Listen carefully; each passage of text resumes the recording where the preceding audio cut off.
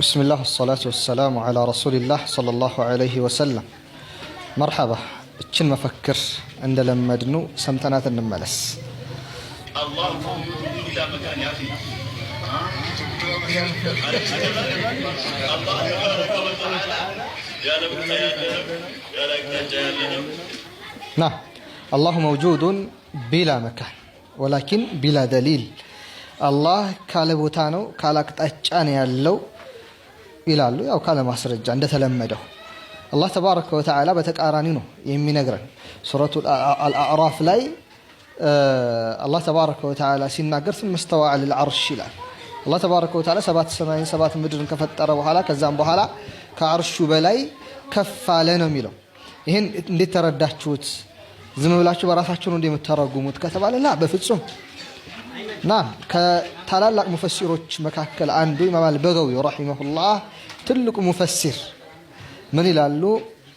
ይሄንን አያ ማለትም ሱረቱል አዕራፍ 54ኛው አያ ላይ ያለውን ሲያብራሩ ثم استوى على العرش የሚለውን ሲያብራሩ ምን ይላሉ? وأولت المعتزلة الاستواء بالاستيلاء.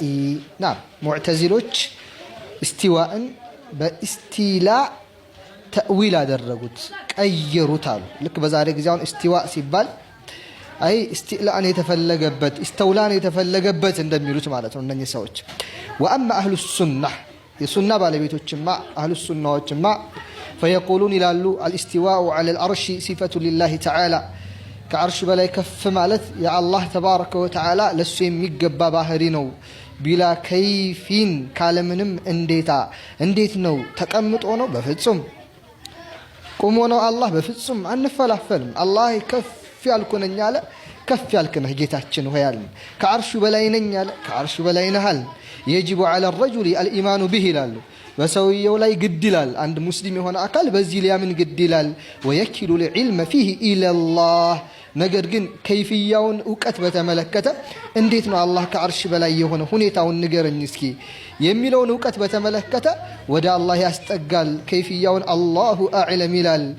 نعم وسأل رجل مالك بن أنس عن قوله الرحمن على الأرش استوى.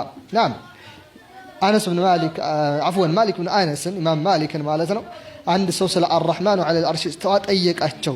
ከዛ ምን መለሱ የምናውቀው ነው። نعم ሰዓት ለማሳጠር ያክል ይሄን እንበልና ይሄ እንግዲህ ከቁርአን ያገኘኑ ነው። الرحمن على العرش استوى ወይም ثم استوى على العرش አላህ ከአርሽ በላይ መሆኑን ይጠቁማል ያሉት እነማን ናቸው? ሙፈሲሮች ናቸው። ናም ተእዊል ያደረጉት እነማን ናቸው አሉ?